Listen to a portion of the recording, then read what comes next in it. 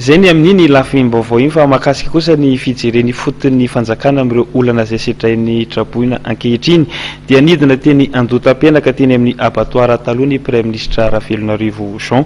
Eto amin'ity vilaran-tany 2 hektara ity no eritreretina handraisana ireo traboina araka ny fepetra vonjomaika izay noraisiny ny fitondram-panjakana.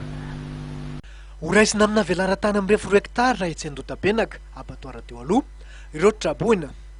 Manodidina ny 4,4 alina ny traboina zakan'ity toerana malalaka ity, saingy traboina manodidina ny 2 alina aloha no heritreretina ho raisina eto. Io ny fantatra nandritra ny fidinan'ny Premier ministre Ravelonarivo Jean, niaraka tamin'ny ministera-panjakana amin'ny sanana tetikasa eo anivon'ny fiadidian'ny Repoblika, ny foto-drafitrasa, ny fampitaovana ary ny fanajariana ny tany sy ny komina Antananarivo renivohitra dia ny toerana. Ty moa zany dia fomba hoentina zany mba hanamorana ny fomba hitantanana an'ireo traboina ary mba hijerevana ny maha-olona zareo koa mba amin'ny toerana anankiray zany ary toerana madio, toerana misy jiro, toerana misy fidiovana mba ahafahana mametraka ny rehetrarehetra. Ny tena tanjona zany dia ny fieritreretana an'ireo olona reo lalandava amin'le izy traboina zany amin'ny maha-olombelona, izay ny mahatonga an'izao zavatra zao.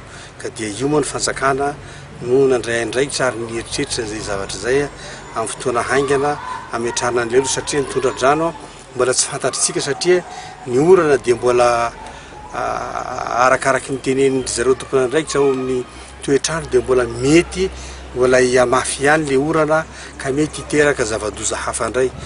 Voahaja tanteraka ny maha-olona eto amin'ity toerana andraisana trabony ity. Amin'ny commune zany général misy ny clôture valo dia amin'ny clôture valo fa misy zany atao hoe karakarana santé, logistika, ny rano, ny fidiovana rehetra dia efa eo daholo ny directeur tompony amin'izay dia efa samy miveriny azy dia veriny eto dia anao izy.